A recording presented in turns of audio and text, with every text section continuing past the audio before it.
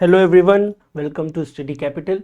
हम एक सीरीज़ कर रहे हैं जो कि फ्री है सभी यूट्यूब के सारे लोगों के लिए, that is for the love of books. और आज हम हैं वीडियो नंबर 9 पे। आज हम डिस्कस करेंगे एक important writer that is Girish Karnad. क्यों इम्पॉर्टेंट है? Because he recently died in 2019 और अभी तक एग्जामिनेशन में पिछले 2 सालों में इनसे क्वेश्चंस नहीं आए हैं। तो काफ़ी उम्मीद है कि 2023 के CUET एंट्रेंस एग्जामिनेशन में आपको गिरीश कर्नाड से क्वेश्चन मिलेगा। इसीलिए आज हम इनको डिस्कस करेंगे, इनकी राइटिंग को, क्या इन्होंने किया, कैसे मिथिकल नोशन को कौन कौन से वर्क्स में कहाँ पर रिप्रेजेंट किया है। आज हम आज 9th डे में इस चीज़ को डिस्कस करेंगे। Right, he was a very famous actor. आप फोटो देख रहे होंगे तो आप कई सारी मूवीज़ आपको याद आ रही होंगी जहाँ पे आपने इनको देखा होगा। सो ये एक्टर है, फिल्म डायरेक्टर है, was a writer and playwright as well, was awarded with a very famous award. India में सबसे इंपॉर्टेंट अवार्ड माना जाता है, that is Jnanpith award in 1998।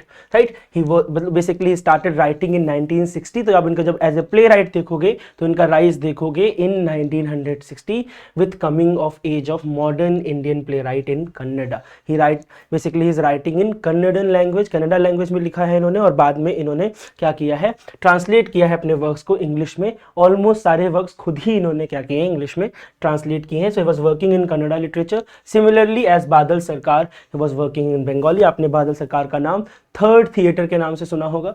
विजय तेंदुलकर मराठी में लिख रहे थे, important playwright of in Indian drama. And Mohan Rakesh, he was writing in Hindi language. So इनका जो कंट्रीब्यूशन है वो सिमिलरली इन्हीं राइटर्स के जैसा है, जैसा विजय तेंदुलकर का है मराठी के अंदर, जैसे बादल सरकार फेमस है for his third theatre written in Bengali languages. Similarly he was famous in Kannada literature. Right, इनको साहित्य अकेडमी अवार्ड भी मिला है 1994 में। राइट, अभी हम वर्क्स डिस्कस करेंगे। इंपॉर्टेंट क्या है कि साहित्य अकेडमी अवार्ड मिला है 1994 में, और इनको ज्ञानपीठ अवार्ड भी दिया गया इन 1998। राइट, इंपॉर्टेंट वर्क्स के बारे में डिस्कस करेंगे, इनके काम के बारे में डिस्कस करेंगे। जब इनके आप वर्क्स पढ़ेंगे, basically he wrote in Kannada language and then he translated themselves these works into English mostly by himself. All the works are basically translated by himself. जब आप इनकी लैंग्वेजेस के बारे में बात करेंगे, इनके वर्क के बारे में बात करेंगे, तो उन्होंने बोला that Kannada is my choice of language. Right, जैसे आपने कमला दास को पढ़ा होगा in one of poetry, she said I can read in three languages, I can write in two, but I can feel in one.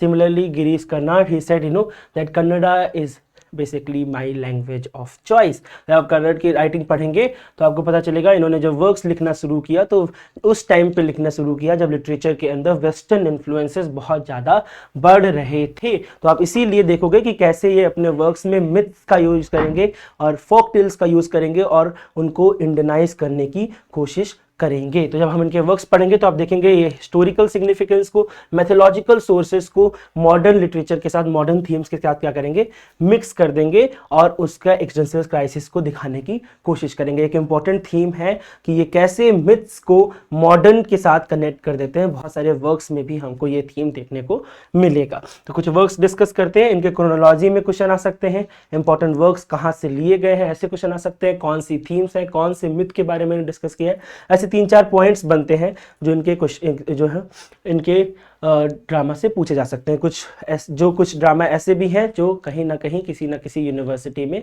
Prescribe भी हैं। तो ये सारे इंपॉर्टेंट हैं, ध्यान से देखिएगा। ठीक है, ययाति केम इन 1961, ये इनका पहला प्ले है Yayati.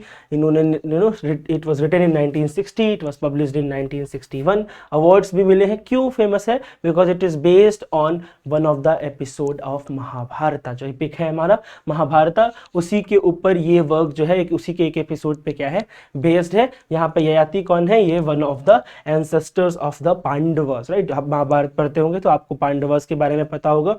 Is given the curse of premature old age by his father in law Shukracharya, और उसी से क्या है, ये रिलेटेड है, उसी एपिसोड से इंस्पायर होके इन्होंने क्या लिखा है, ययाति लिखा है, जो 1961 में आता है। Right, the legend of Yayati is basically appears in 18th and 19th chapter of 9th canto of भगवता पुराना। राइट, तो वहीं से क्या किया है, इन्होंने इस थीम को लेके, स्टोरी को लेके अपना प्ले ययाति लिखा है, जो 1961 में आता है। इनका पहला प्ले है।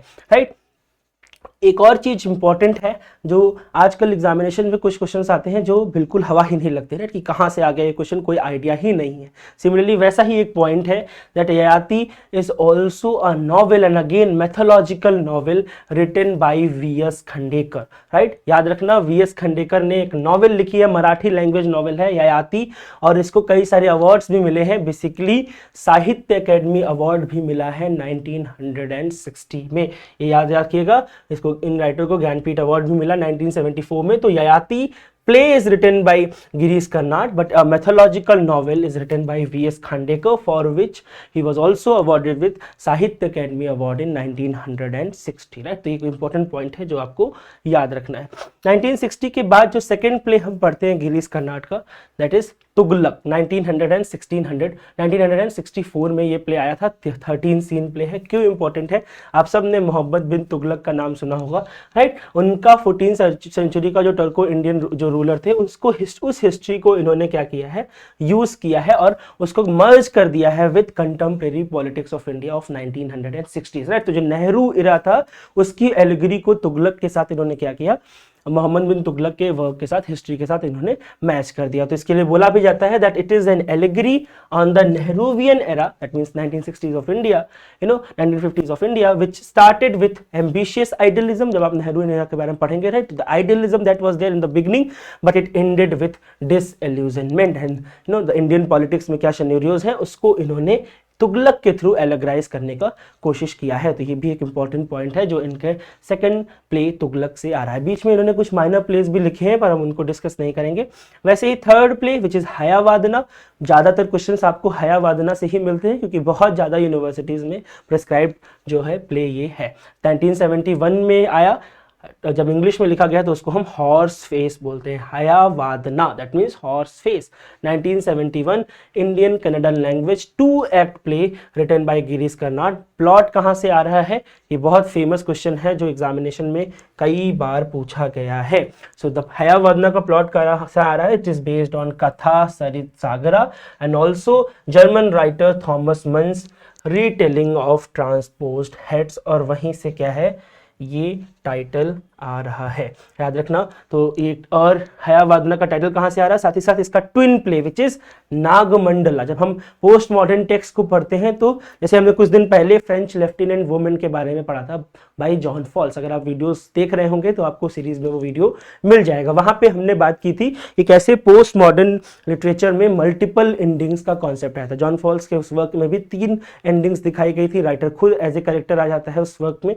यहाँ पे भी आप देखोगे नागमंडला में भी हम डिस्कस करेंगे कैसे मल्टीपल एंडिंग्स का कॉन्सेप्ट है और उसको ट्विन प्ले बोला जाता है हयावादना को। तो Hayavadana and its twin play Nagamandala, right. तो आप स्टोरी कहां देखोगे, 2 फ्रेंड्स देवदत्त कपिला और उनका जो लव इंटरेस्ट है पद्मिनी, उन्हीं से रिलेटेड ये स्टोरी लिखी गई है। गणेश वंदना से ये प्ले स्टार्ट होता है, एक नरेटर है, काफी इंटरेस्टिंग स्टोरी है, आप इसको पढ़ सकते हैं यूट्यूब के थ्रू, विकिपीडिया के थ्रू, और एग्जामिनेशंस में डायरेक्ट क्वेश्चंस यहाँ से आ रहे हैं। तो आपको याद रखना है हॉर्स फेस दैट इज हयावादना केम इन 1971। तो इसके पहले तुगलक आ चुका है, इसके पहले ययाति आ चुका है, और इसका प्लॉट कथा सरित सागरा और थॉमस मन के ट्रांसपोर्ट हेड से आ रहा है, राइट। हयावादना 1971। देन बीच में फिर कई सारे प्लेज हैं पर हमारे लिए इंपॉर्टेंट नहीं है एग्जाम के पॉइंट ऑफ व्यू से। दूसरा play which is play with cobra, that means Nagamandala, it came in 1988। जब आप इस वर्क को भी देखेंगे तो आप देखेंगे कैसे it is also based on 2 oral stories from Karnataka that the playwright heard from his mentor which is A.K. Ramanujan. A.K. Ramanujan ने कुछ folk tales के बारे में इनसे डिस्कशन किया था, उसी से इंस्पायर्ड होके, उन्हीं oral story से इंस्पायर्ड होके he wrote a work which is known as Nagamandala.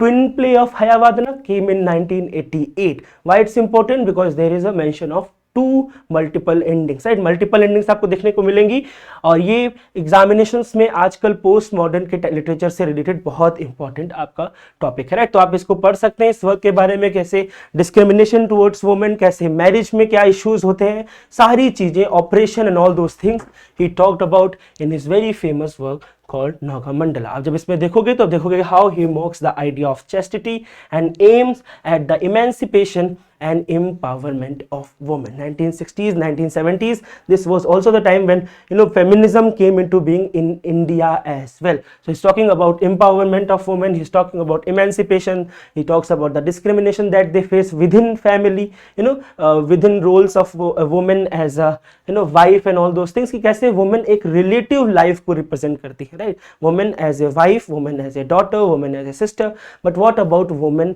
as herself, her own identity? What about her own identity? These are some of the questions that he asked in this famous work called Nagamandala, right? किस पे based है? Rural setting आपको देखने को मिलेगा और रानी नाम के कैरेक्टर के ऊपर ये पूरी स्टोरी बेस्ड है। मल्टीपल एंडिंग्स हैं, याद रखिएगा किस वर्क में मल्टीपल एंडिंग आ रही है, ये एक बहुत अच्छा क्वेश्चन आपके एग्जामिनेशन के पॉइंट ऑफ व्यू से हो सकता है।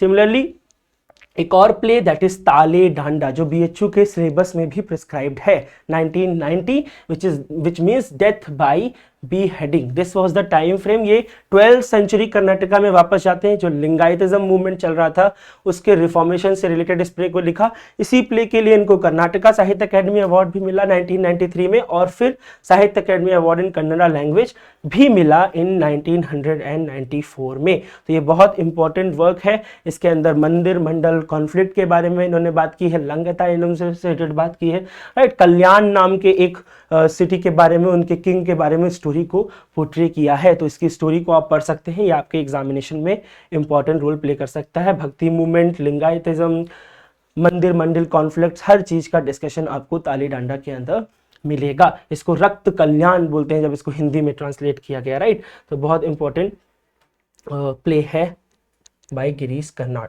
Then sixth play that is Agnimattu Male, जिसको अग्नि और वर्षा बोला गया हिंदी में, और इंग्लिश में इसको ट्रांसलेट किया गया the fire and the rain नाम से। ये पीजी में बीएचयू में पढ़ाया जाता है, तो थोड़ा सा बेसिक आइडिया आपको होना चाहिए कि इसकी स्टोरी भी कहाँ से आ रही है।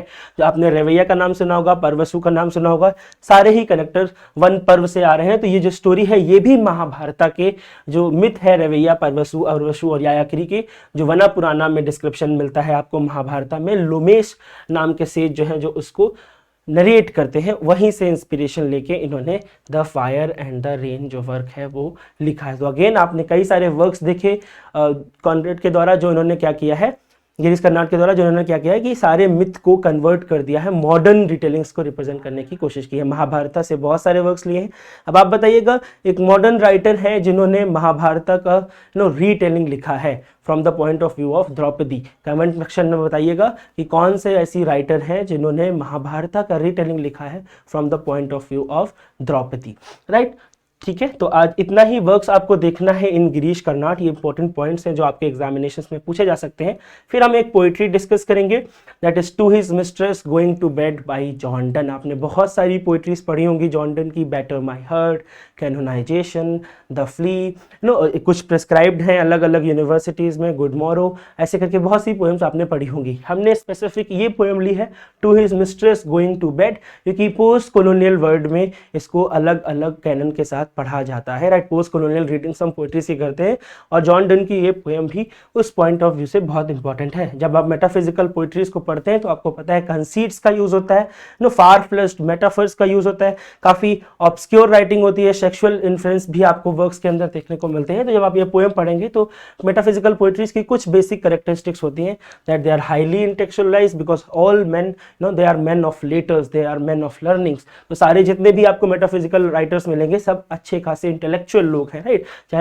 चाहे मार्लो हो, चाहे जॉन डन हो, चाहे क्रश हो, काउले हो, सारे राइटर्स जो है काफी they use wit in their writing, they use satire, they are highly intellectualized and they use very strange imaginaries, right? अलग अलग तरीके से फार फ्रेस्ट मेटाफर्स, कंसीट्स का इन्होंने अपने वर्क्स में यूज किया है, पैराडॉक्स को भी यूज किया है, और बहुत ही इंपॉर्टेंट कॉम्प्लिकेटेड थॉट्स को रिप्रेजेंट करते हैं अपने वर्क्स के अंदर, राइट? तो ये जो ऑब्सक्योर एलिमेंट जो सेक्सुअल कैनोटेशंस वर्क्स के अंदर रहती हैं, इसके लिए मेटाफिजिकल पोएट्स को हाईली क्रिटिसाइज भी किया गया है। लास्ट वीडियो में हमने डिस्कस किया था इस बारे में कि कैसे मेटाफिजिकल राइटर्स को मॉडर्न एज में जाके जब टीएस इलियट आए तब एक्चुअल में इंस्पिरेशन मिला, उसके पहले उनके बारे में अच्छी बातें नहीं कही गई थी, राइट? तो हम इस पोएम को पढ़ते हैं।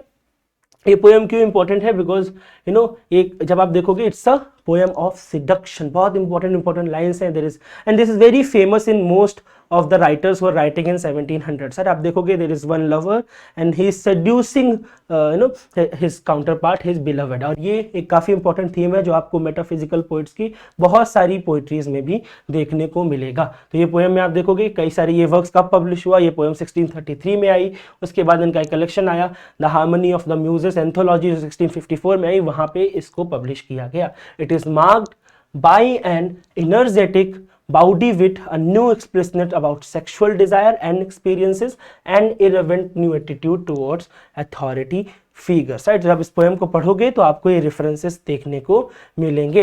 यहाँ पे एक मेल स्पीकर है who urges his mistress into bed. He speakers, he describes undressing of her, caressing his mistress, and at the end you will find how she is, he is fully unclothed and also erected. तो ये जो poem है क्यों important है, इसकी 4 lines है जो examinations में पूछी जाती है frequently. O my America my newfound land. So he compared the body of a female, his counterpart as America. Remember, this was also the time when they started creating colonies in America, right? America के अंदर colonization start हो चुका था, तो that was the time frame when America was new land for British people, and he compared the body of his beloved with America. He said, oh my America, my newfound land. It's a very important question for all of you. My kingdom, safe least when with one man manned, my mine of precious stones. He compared with precious stones, his beloved with a mine of precious stones. My empire, how blessed am I in this discovering thee, right? Very important lines, क्योंकि जब आप post colonial time frame में इनको पढ़ते हैं तो different interpretation John Dane की poetry के किए जाते हैं, राइट। सो ये भी एक इंपॉर्टेंट लाइन है, oh my America my new found land. Canonization की ओपनिंग से क्वेश्चन आ चुका है, द फ्ली की ओपनिंग से क्वेश्चन आ चुका है, द बेट से आ चुका है, तो ये पोएम भी उसी सेंस में बहुत इंपॉर्टेंट है, ठीक है। फिर इसके बाद हम डिस्कस करेंगे एक लिटरेरी टर्म को, दैट इज ड्रामेटिक मोनोलॉग। जब आप विक्टोरियन पोइट्री पढ़ते हैं तो आपने टेनिसन का नाम सुना होगा, आपने ब्राउनिंग का नाम सुना होगा, जो ड्रामेटिक मोनोलॉग के लिए बहुत फेमस है। कैसी पोइट्रीज होती हैं? ऐसी पोइट्री जिसमें एक स्पीकर होता है जो मेनली पोएट नहीं होता है, इज नॉट हिमसेल्फ, राइट। तो अगर कंप्लीट ड्रामेटिक मोनोलॉग पोइट्री देखोगे तो उसके 2-3 वर्जन होते हैं कि एक स्पीकर होगा जो कि पोएट नहीं होगा, राइट, कोई दूसरा इंसान होगा, और साइलेंट ऑडियंस होगी, right. You will feel like that there are people who are basically listening to this particular speaker, but no one will speak. जो दूसरे सामने वाले लोग के जो पॉइंट्स होंगे वो भी वही स्पीकर क्या करेगा, पोइट्री में दिखाएगा। आपने माई लास्ट डचेस पढ़ी होगी by Brownings, very famous for dramatic monologue. तो ड्रामेटिक मोनोलॉग क्या होते हैं? जब आप इसको पढ़ते हो, किसी मोनोलॉग बेसिकली क्या होता है, एक स्पीच होती है, राइट। मोनोलॉग बोलते हैं कि कोई इंसान बोल रहा है, that means a single speech, lengthy speech bye a single person, that is monologue. तो जब हम इसको प्ले में पढ़ते हैं तो करेक्टर क्या करता है, बहुत सारे मोनोलॉग्स आपने पढ़े होंगे, जैसे हेमलेट का soliloquy, to be or not to be, that is the question, right. तो वो सॉलिलिकी भी आता है, वो भी क्या है, प्राइवेट थॉट्स को रिप्रेजेंट करता है, तो वो सॉलिलिकी हो जाता है। ड्रामेटिक मोनोलॉग में जब हम पहुंचते हैं तो ये क्या है, ये एक प्ले का कंपोनेंट ना होके ये एक लिरिक पोइट्री का कंपोनेंट हो जाता है। जब हम ड्रामेटिक पोइट्री की बात करते हैं, ड्रामेटिक मोनोलॉग की बात करते हैं, किसने परफेक्ट किया? Robert browning. बहुत सारी पोएम्स हैं, रबाई बेन एजरा, ओल्ड स्टोरी है कि कैसे ओल्ड एज में क्या इश्यूज होते हैं, रॉबर्ट ब्राउनिंग की माई लास्ट डचेस है, ब्राउनिंग का द ऑर्डर्स हिज टॉम है, एंड्रिया डेल साटो है, बहुत सी ऐसी पोएम्स है जहां पे इस सीरीज का ड्रामेटिक मोनोलॉग का यूज किया गया है। तो होता क्या है, 3 बेसिक थीम्स होती हैं। पहला, a single person who is patiently not the poet. Remember, जो स्पीकर है he is not poet himself, he utters the speech that makes up the whole of the poem in a specific situation at a critical moment. The duke is negotiating with an emissary for a second wife. The bishop lies dying. Andrea once more attempts wistfully to believe his wife's lies. तो ये तीनों examples कहाँ से हैं? My last duchess, जहाँ पे king है वो कर रहा है ऑर्डर्स हिज टॉम में, bishop he was lies dying, and then the Andrea del Sarto में आप देखते हो कि कैसे एंड्रिया इस सिचुएशन को करता है। तो उसमें क्या है, एक ही जो क्या करते हैं, नरेटर है, एक ही जो कि पोएट नहीं है, right, who is not a poet. A single person, एक स्पीकर होगा जो कि पोएट नहीं होगा। ये पहला जो है सिचुएशन है किसी पोइट्री का ड्रामेटिक मोनोलॉग होने के लिए।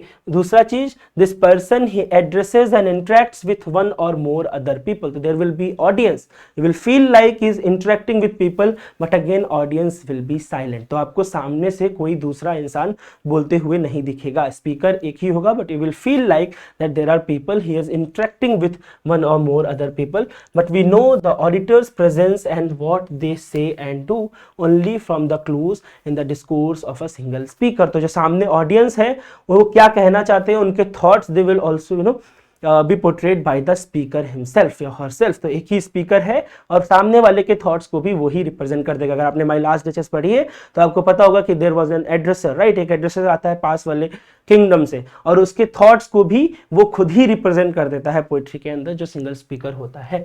तीसरा चीज, the main principle controlling the poet's choice and formulation of what the lyric speaker says is to reveal to the reader in a way that enhances its interest, the speaker's temperament and character। enhance कर दे, right, आप सोचने लग जाओ कि क्या होने वाला है, क्या होने वाला है, तो वो आपका इंटरेस्ट को enhance कर दे, आपके टेम्परामेंट और करेक्टर को स्पीकर का रिप्रेजेंट कर दे। ये कुछ मोनोलॉग के टर्म्स होती हैं। बेसिक आइडिया क्या है कि एक स्पीकर होगा जो पोएट नहीं होगा, ऑडियंस होगी, आपको फील होगा कि वो इंटरेक्ट कर रहा है, पर अगेन ऑडियंस साइलेंट होगी और उसके थॉट्स भी आप देखोगे पोएट के जो नरेटर है उसके थ्रू ही रिप्रेजेंट किए जाएंगे। बहुत से एग्जांपल्स हैं, soliloquy of the Spanish cloister, Caliban upon Setebos, ये ब्राउनिंग की कुछ पोएम्स हैं।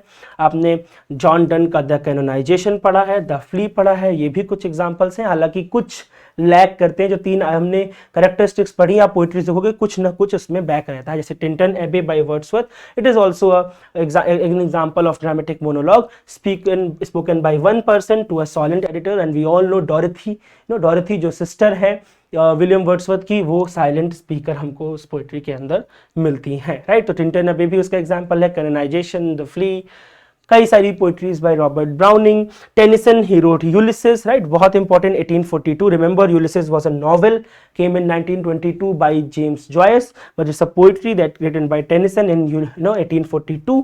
और उन्होंने और भी कई सारे लिखे हैं, एचडी जो हिल्डा लुलिटिल है, एमी लॉवेल, रॉबर्ट फ्रॉस्ट और रॉबर्ट लॉवेल जैसे बहुत से राइटर्स हैं जिन्होंने ड्रामेटिक मोनोलॉग्स लिखे हैं। अब आपने टी.एस. एलियट का the love song of J Alfred Prufrock भी पढ़ा होगा, जो बहुत सी यूनिवर्सिटी में प्रिस्क्राइब्ड है और वो भी ड्रामेटिक मोनोलॉग का एक एग्जाम्पल है, राइट। तो बहुत सारे क्वेश्चंस ड्रामेटिक मोनोलॉग की थीम्स पे आते हैं, असर्शन रीजन बेस्ड क्वेश्चंस भी यहाँ से बनते हैं कि क्या कैरेक्टरिस्टिक्स होती हैं किसी पोइट्री के ड्रामेटिक मोनोलॉग होने की, राइट। तो आज के वीडियो में हम इस वीडियो को यहीं पे रोकेंगे और आप बहुत सारे और एग्जांपल्स को फाइंड करिएगा, कुछ पोएम्स को पढ़िएगा। इस पूरे सिलेबस को और डेप्थ में पढ़ने के लिए आप हमारे पेड कोर्स को ज्वाइन कर सकते हैं। ज्वाइन करने के लिए नीचे दिए गए कॉन्टैक्ट्स पे आप नीचे दिए गए नंबर्स पे आप कॉन्टैक्ट कर सकते हैं और आगे हम नए वीडियो में नए लेक्चर्स के साथ आपसे मिलेंगे। Thank you so much.